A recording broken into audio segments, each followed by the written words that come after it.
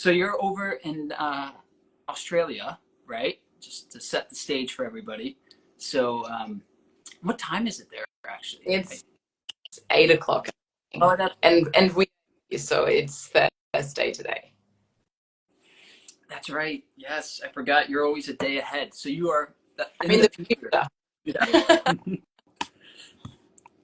Okay, there we go. Yeah, that's right. So you get to tell us what's going to happen tomorrow for us here Exactly. in the United States. Yeah. Well, it's a true joy to be chatting with you. Based on our first conversation. We had a couple conversations, but your vibration is just so strong and pure, and it's such a true um, honor to be able to bring that into the community and to showcase it to the world. You just have such a gentle, lively spirit, and I know a story and an offering suite that really can help people on their journeys. So today is all about you.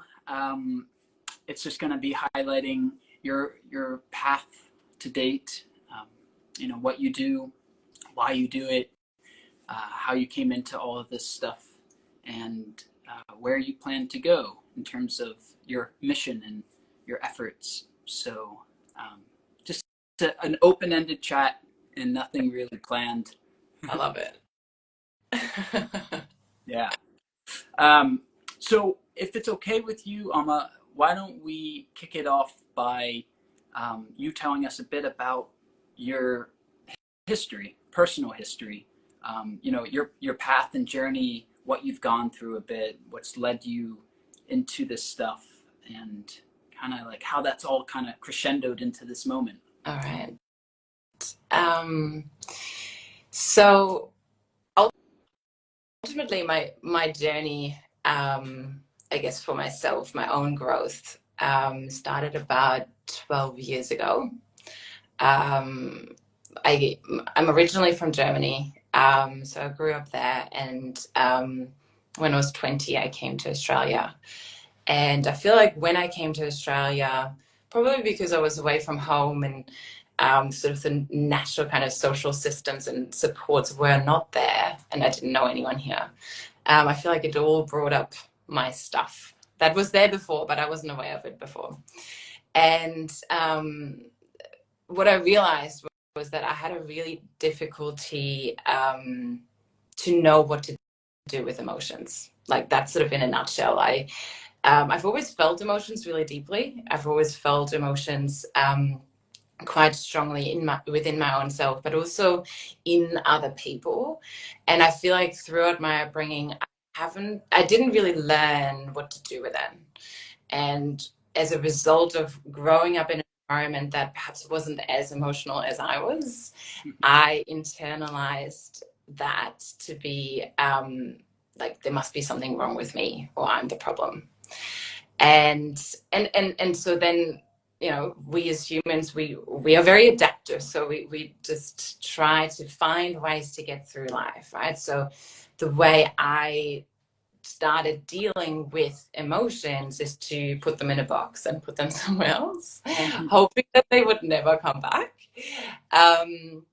And I also felt what I was also doing was I was quite perfectionistic. So I felt like I had all these rules around myself. So those emotions would stay in one place, basically. And so I developed an eating disorder as a result of not being able to manage my emotions. And it got quite bad in the sense that it was all consuming. And at that point in time, I was doing a counseling degree, and I thought to myself, I need help. And I thought, if I can't reach out to someone to get help, how can I ever expect anyone to come to me? So I went, I started therapy, and it was tough. Like I had days when I just did not show up because I did not want to speak about all the challenges. And but yeah, I did that for a year, and things got a little bit better. I also did some group work for myself, and what I noticed though was I gained a lot of insight into like where things were coming from and what I was doing. But there were certain things that I could just not shift. Like they were just always there. And I changed therapist and went to a different one who had more of a somatic approach. So she really came from a nervous system perspective. And at that point in time, I actually didn't really understand the nervous system at all, but it kind of opened the door for me to explore that further. And I feel like that was one of the biggest things that I like that made like a first shift, which was understanding that we all have a nervous system and understanding our different states in our nervous system and how they are experienced in our bodies. And what it did for me was it shifted that experience from I'm the problem and there must be something wrong with me. And oh, look at that. Thumbs up. It's a new feature. This is so distracting. I know. Anyway. Yeah, it shifted it from I'm the problem to my nervous system is actually doing what it's supposed to do to protect me. So all of a sudden, I used to have a very hateful relationship with myself. I just hated myself, like, and I never thought that would shift. And being exposed to the nervous system sort of gave me a bit of language to what I was experiencing inside. And so then I continued that for myself personally, but also from a therapist perspective, I was like, this is amazing. I want to share that with other people because I feel like I'm not the only one who didn't know about it, but it's actually really helpful information for people to, understand the internal world. And so I did that for a few years, went through my own process. And again, I came to that point where it's like, I have more capacity now to deal with my emotions. And that's wonderful. But there were certain things that I would still get triggered from. And one of the big things was a fear of abandonment and rejection. So throughout my life, throughout my childhood, I guess I started to believe that I'm unlovable and I'm not good enough, and that people will leave me if I'm not a certain way. And so I had this wound, and I was aware of that wound, and I was aware of when it was triggered, but I couldn't really do anything about it. Like, it just would come up. And then a friend of mine told me about Spinal Energetics. And initially I was like, cool, you do that. It looks interesting, but it didn't really intrigue me. But then I did decide to have one session. And if you know anything about Spinal Energetics, what you see online is that people lie on a table and they do all sorts of different movements, and it looks a bit weird. And so I went into my session actually expecting for nothing to happen. Like, I thought, I'll go there, nothing will happen, I will never come back, and that's it. But I've tried it, right? Because I'm always open to trying things. So I went to this practitioner. I saw her in person, and the minute I touched the table, my body started moving, and I was like, this is wild. Like, honestly, because I was fully conscious. And I could feel my body moving. And there were other stuff happening, like sound and like that kind of stuff. And so that really intrigued me, and I was like, I'll be back. So I went back for more and more sessions. But at that point in time, I was just doing it for myself personally. And then it just happened to be that in my life, I was presented with an opportunity to heal this rejection wound, because there was something that happened that brought it all up. And it happened to be that the next day I was scheduled in for a group Spinal Energetics event. And I was like, I'm ready to release this once, and it's gone then. That was sort of my intention. And I went into the group session. It was intense. there were, yeah, lots of movements and sounds, and it just felt really intense. And the next 2 days, I actually could feel my body still processing. I was sweating. I had a migraine and that kind of stuff. But what it did was it actually healed that wound. Like, it's something that I'm still just fascinated by. Like that belief and that wound that was so deep down inside of me of feeling unloved and that fear of rejection, it's gone. And instead, what is there is that I actually have this deep sense of being whole, and in a perhaps strange sounding way, I know that I'm magnificent. And I can see that in everyone. It's not unique to me. Everyone is magnificent. So that was the point when I decided I want to learn it. I want to share it with the world, because it just made such a difference for me. Yeah. So yeah, and then I did the course, and I started working with people, and one thing that I really noticed, and in the response that that clients would have, is that it doesn't matter what it looks like.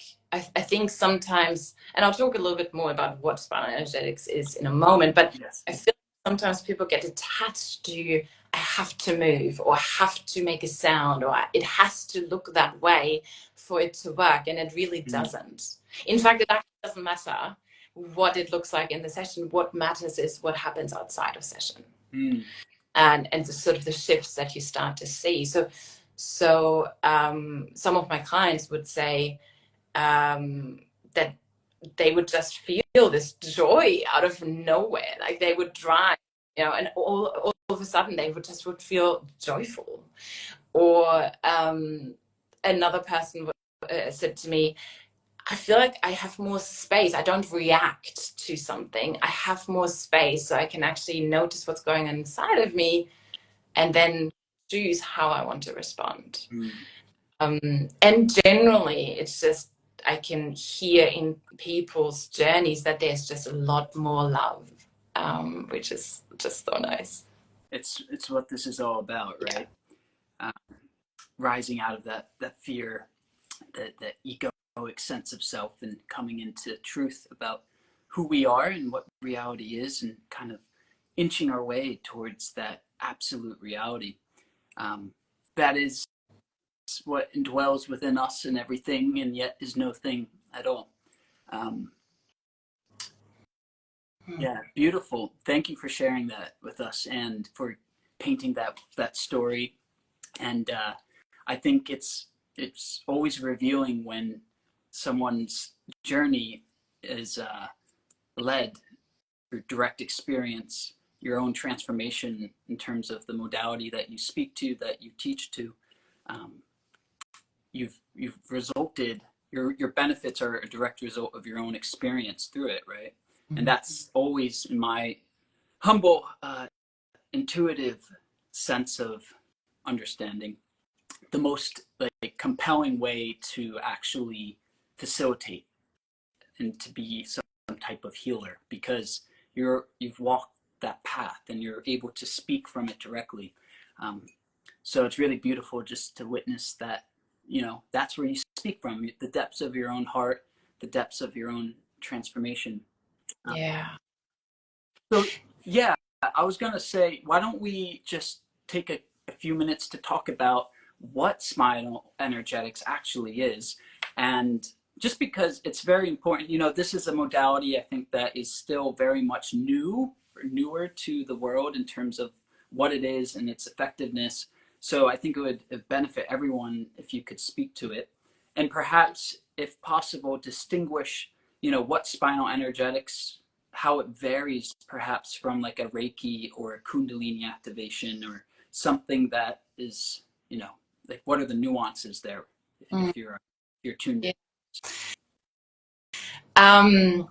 So spinal energetics, as the name sort of suggests, it's an energy modality, and really what it does, the way I see it, is it helps you to remember who you are on a sort of bigger kind of level. Like it helps you to remember who you are, which is love, right?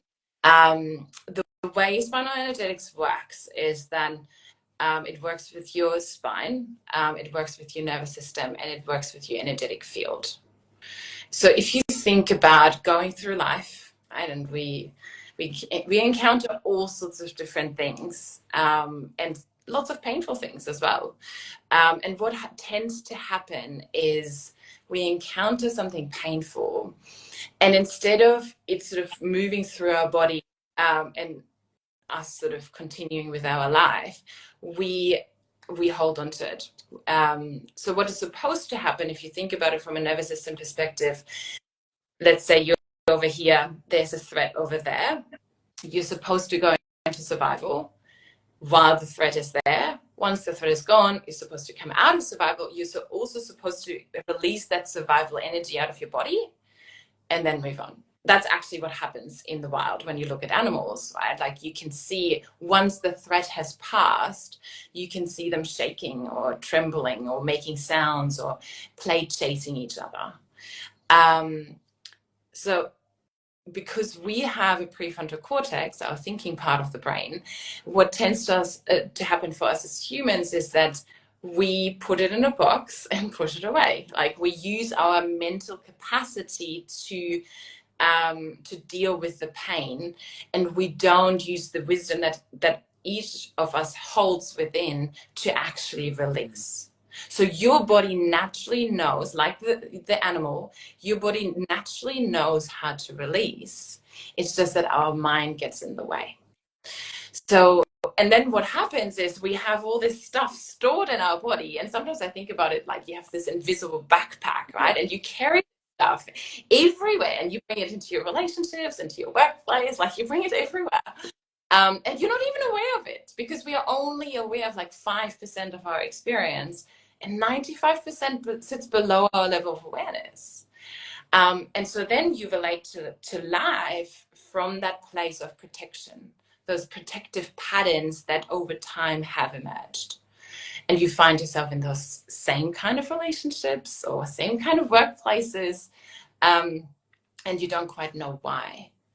And so I guess what Spinal Energetics does, and that's why I was saying before, in a nutshell, it helps you to remember who you are. What it does is it uses your body's wisdom to help unwind the tension patterns that have developed as a result of experiencing pain and challenges in your life. So once that, sometimes there's a lot there, so it takes time. It's not a magic pill or that does not exist, but it is still very powerful. And over time, if you commit to your journey, yes, you will release those tension patterns, and then you can feel that, oh, I'm not that protective mechanism. I might have identified as, I used to identify as, that sort of perfectionistic kind of person. Not that I saw myself as perfect, but I was upholding this shell, and then I realized, oh, I don't actually, that's not me, because the true me is love, like we all are.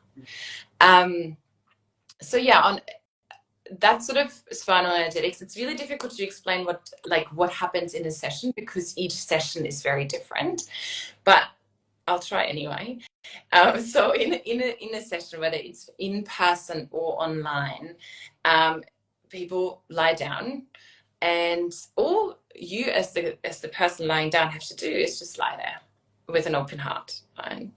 And on my end, I then work together with you, or with your energetic field, and I look for tension patterns. I look where the energy gets stuck in your body, and I have support the release of that. And so what happens is, over time, your nervous system that perhaps has been shaped towards survival, your nervous system learns to find safety again. It learns to regulate your own sort of states, and you have more experiences of safety and connection. Because what happens is, when we have a lot of or not even a lot, but when we have challenges in our lives and we have been stuck in survival for a long period of time, our nervous system gets stuck there. And then it becomes really hard to get out. And we try mentally to get out, we might try physically to get out, but there's so much more that holds us back that we are not aware of. And that's where spinal energetics is amazing, because you don't need to know what you're really doing. In fact, you probably, like most of the time, you don't. Yeah. And I feel like that also has a certain appeal, because like retelling trauma it has its place. I think it's really important for your story to be real. And it's not everything though. Like and if you tell your story too many times, it actually can be re-traumatizing, because it brings it back alive in your body. And you can start to identify with it. And, if you keep telling it, you subconsciously then are wiring your mind to believe that story is who you are. And so it could actually paradoxically reinforce that victim mentality, which is what's kept you stuck in the first place. Exactly. So, yeah. And so no, I lost my train of thought. I wanted to say something. Well, let me know if it comes back to you, but I'm like, actually, you got it. Okay, go ahead. So I just wanted to speak to how it looks, because especially, when you look at it on Instagram or wherever you come across it, as I said before, it can look really strange, and it can look off-putting in some ways. It's like, what is happening there? And so if we think about our own nervous system, our own body knowing how to release, we know, so naturally how our body wants to release is through breath, sound, movement, and tears. So if you look at the wild, the shaking, the trembling, all of that, what animals do, our bodies want to do as well. And so the reason why people start moving, the reason why people start making sounds to the point that they scream, really loudly, or, some people might cry, or some people's breath might deepen, that is all your body's wisdom in regards to how to release. It's just the way to release. I think in society we attach meaning to, how release should look like and how release should not look like. And so simply the movement are your body's way to come back to balance. Got it. Okay. And my other question to it was going to be, like, what's the spinal part of it, right? So, like, what spinal energetics, why do we call it that? What's the relationship in terms of the modality? Yeah, so particularly when it's an in-person session, even though it's mostly hands off, particularly when it comes to in-person sessions, there's certain access points. I mean, you use them online as well, it's just energetically, right. But there's certain points from the spine. Got it. Because think about the vagus nerve, right? From the nervous system, it starts at the base of your skull and it runs all the way down your spine. So that's sort of where the spine and the nervous system sort of comes in. And there's certain access points in your neck and all the way down your spine and in your sacrum. And I guess that's where we access the tension patterns. And that's where the spine comes in. Yeah, I mean, I was just curious, and also, I felt like that's something that I've heard people ask before, which is just like, why do we call it spinal energetics, and what is its relevance to facilitating the healing modality? But that certainly makes sense, and oftentimes, especially like in relation to Kundalini awakening or Kundalini activation, which I feel like this parallels is. That release of coiled energy that is trapped often in the base of your spine, in that root chakra, and is able to be released and then kind of sent up along the spine, the vagus nerve, and out through your crown chakra to kind of transmute that energy back into love out of the egoic fear in which it was trapped. Um, so yeah, I mean, it's fascinating. It really is how it works. And, um, Dispenza, I don't know if you're familiar with that guy, but Joe Dispenza, he's done a lot of work with just energy healing itself, but also in context of, with his own injury.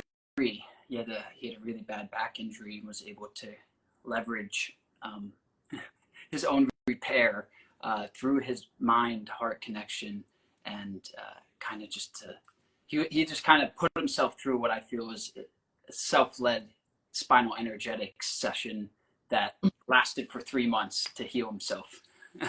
He got hit by a Bronco and was sent 50 yards flying and broke his vertebrae in several locations, and then was able to um, heal himself.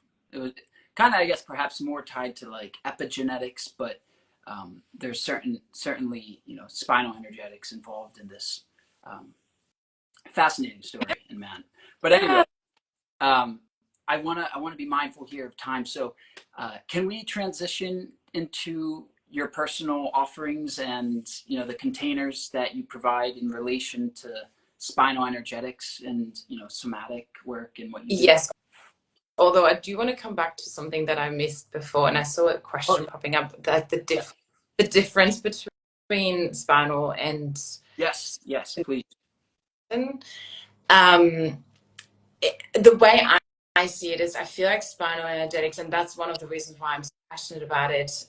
Even though I will also offer Kundalini activation, so it's like they're two that they're equally amazing. But one of the things is with spinal energetics, I really see it as supporting people to reshape their nervous system. Like, we are in a society that has conditioned us to always go and go and go, and so lots of people are in a constant state of survival.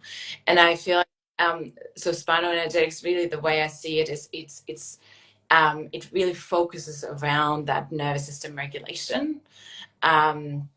And then Kundalini, it works differently because Kundalini activation, you create a vortex of Kundalini energy, which is really high frequency, and anything that is lower in frequency wants to level up. And so that's sort of where the unwinding in your body starts to happen. And personally, what I have found is spinal energetics is really helpful for sort of the earthly challenges, like the challenges that you're facing in this life. Which might have been informed from previous, experiences from your parents or grandparents and stuff. And then Kundalini, I feel like it's like this soul exploration. Like, if you really want to go deep, that's where Kundalini. I feel like Kundalini has more of a spiritual component to it, while spinal energetics, in a lot of ways, doesn't have to be spiritual at all. It's more practically oriented. Yeah, and I feel like it helps people down-regulate their nervous system and sort of ground them. Got it. Okay, thank you for making that distinction, because that's something I was wondering about too. That differentiation between Kundalini activation, spinal energetics. I feel like sometimes people could confuse them in that way, or misspeak to them. So thanks for giving your expert opinion on this. Um, and yeah, I think that nervous system regulation component is so important, especially considering where the world is and where it stands in terms of our insanity, and how dysfunctional we've become, how conditioned we've become, how far away we've strayed from the truth of who we are, and how lost as a result. And through that, constantly living in this state of survival and always thinking that the lion is a foot away from us. So we can never relax. We can never actually downregulate and come back into that homeostasis, which is our natural state of being. It's how we are supposed to exist, in joy and lightness, with ease. Yes, using survival when it happens, right? If there is a survival moment, but not to linger there. And that's where I feel like what you're speaking to is really, really important. And ultimately, you can't heal in the same environment that the wound was created. So you have to feel safe enough to be able to process, to be able to heal. Right. And so, yeah, I think that's where the benefit, the benefit of spinal energetics comes in, is it actually creates an environment within your own body where you do feel more safe. And so then you can actually look at all this stuff that is influencing your life. Yeah, exactly. It's until you can feel safe and let yourself, just calm down, so you're not always operating in that high beta brainwave frequency, like that's largely responsible just for this ADHD crisis that we're experiencing, not being able to just be and always having to stochastically jump from one thing to the next in terms of our attention. Yeah. We can come back into safety and be able to start to unravel, this conditioning and releasing that energy. I know about time, but I do want to say something else. No, this is your time, so it's okay. I talked to you for a long time. One thing I think that is also really important to understand is that when we talk about safety, like, it sounds so simple, right? Like, it's like, okay, so creating more safety in your body. Often people have no idea what that means because they don't have an experience within their body that they have identified as safe. They might have a concept of safety, but they have no idea how it feels in their body. Right? And so one of the reasons why people continue to go is because if you're in a survival state, if you're in that fight and flight response and you continue to go, it prevents you from going into that last survival state, which is the shutdown response, where you collapse, like sometimes physically, mentally and emotionally. So that's why people avoid sitting still, because their system would then go into survival, into collapse, rather than having the capacity to sit still with all of your stuff and being able to look at it from a safe place. People don't know how to actually create safety or what that feels like. So they just keep going. So, they don't actually feel that last survival response. Because when you're in shutdown is a really difficult place to be in. Like, it feels, everyone is a bit different, but it feels like you're just like a zombie. It feels very disconnecting. For some people, there's dissociation and suicidal thoughts, all of that. And so no wonder people don't want to go into that state. Like, yeah. Yeah, that's a really, really good point. Embodied safety. We need to embody true safety rather than living in what this mental concept of safety is. Because in fact, the mental concept of safety is what prevents us from feeling safe. Because according to the mind, of course, how we access or achieve safety is through doing, through accumulating more, through getting more, right? All of the stuff that we know intuitively is actually furthering us away from true safety. It's just deepening us into the illusion of what the mind thinks safety is. Yeah. So, yeah, absolutely. It's bringing us back to truth of what safety is as made manifest through the body and through the experience of it. Yeah. Yeah. Oh, no. Sorry, I'm good. I may need to get my charger here in a second, but Go for it. yeah.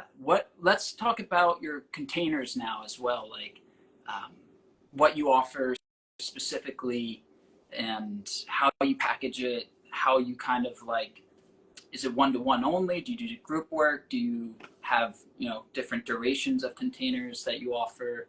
Do you mix and match modalities? Like, how does it all work for you? Yeah.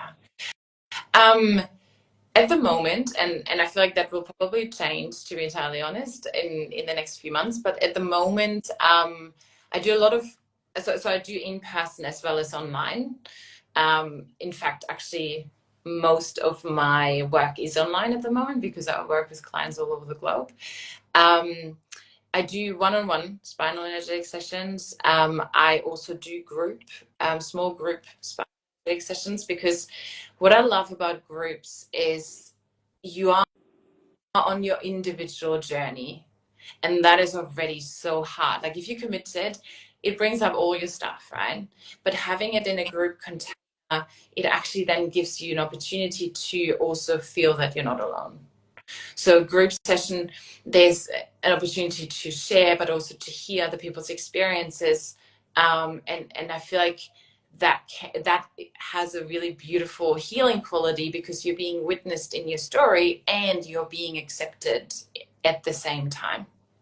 While one-on-one, yes, I am the witnesser, right? In a session.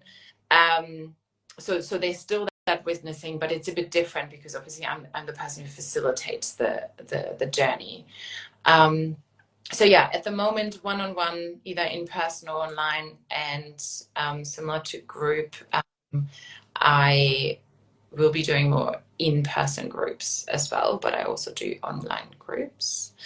And the way I like to work, and obviously it's up to the person who wants to work with me, but I have some people who work with me who do both. They do the more somatic talking therapy, as well as spinal energetics, which is actually a beautiful combination, because sometimes, yes, we want to talk, we need to talk, and then it might be sort of 1 week we do this, or the next time we do the spinal energetics part, and it just becomes this really sort of complementary kind of journey. Got it. Yeah. Yeah. And I feel like, the way that you are able to weave your offerings in terms of combining somatic work with spinal energetics, and being able to kind of listen to your client, and being able to customize how you create a plan for them based on your intuitive assessment of what they need, right? That's what makes a healer in my mind, in terms of being able to facilitate these things, leading through experience, because there's never a one size fits all. You can't throw a blanket statement or package or modality on someone and be like, this is what it is. You really have to listen. You have to feel and see and know where they are. And yeah, it's beautiful to hear the way you speak about your services and offerings, that it points to your ability to do that. And also on that, when people are interested in both the talking and spinal, every session, it's up to them what they do. So I usually check in with them, do you want a talking therapy session, or do you want spinal energetics? And it actually creates an environment for them to check in and be like, yeah, what is it that I want or need today? And then making that choice, which sounds very, very minor, but I feel like, because we in society, we have been conditioned to disconnect from what we truly want. Just having that opportunity to check in, and then making a decision based on what feels true for you in the moment, that's so empowering. Yeah, exactly. Well, look, I think this is a good place to get ready to wrap this up. One, also because I don't want my phone to die, but two, because I feel like we had a really nice review of just your story a bit, how you were brought into this, and why it's such a purposeful, passionate way for you to spend your existence here. You, like we know that this energy work changes lives. It transforms people from the inside out, and helps them to access dimensions of their own existence that they didn't know were possible or real. It's incredible. So with that, I think that we can kind of wrap this up. I like to end it by asking you to share any piece of guidance or wisdom that you feel, just you feel coming up to, that you want to share with the world, about, in relation to spinal energetics, or just in general, about the awakening journey, the healing journey, maybe something that you would have benefited from earlier on in your path. But yeah, any type of insight that you'd like to impart? What comes through is to choose love. I'm very, yeah, it sounds perhaps very simple, but I feel like in life you have two choices in any given moment. You can walk that path of fear, right? And that is all the survival mechanisms and all the strategies that protect you. That's the path of fear. Or you can walk the path of love. And I just get goosebumps talking about it. I also understand that walking the path of love initially can feel impossible because the protective mechanisms are so strong. And even just acknowledging, yeah, I have all these protective mechanisms and I am committed to my own journey. That's already choosing love, right? Because it's choosing love for yourself. And really the way I see it is, and I have this vision of like creating a movement of love. And the way I see it is when you commit to your own journey and you heal all the different parts and you are more able to choose love more often, you affect everything and everyone in the world. Like every person, whether it's the person behind the counter or your best friend or your partner, whoever, your child, everyone feels it. You don't even have to talk about it. People feel it. And so I have this vision of like the earth being like illuminated as we choose love, as we embody that sense of love and come back to our authentic self. Yeah, that's such a beautiful vision, and one that we share, and one that we're actively co-creating here together. So it's just thank you so much for being here, for being a part of this with us. It's just the beginning. I mean, we have our whole lives ahead of us, presumably, in terms of being here in this form to continue to work towards realizing that vision. And I'm just so glad that we met so we can, work towards this together. So Thank you. yeah. Anyway, guys, thank you all for tuning in. You can learn more about Alma, her background, direct booking links, all that good stuff in the member forum. And yeah, so thank you, Alma. We'll talk soon. Thank you. Okay, bye-bye. Bye.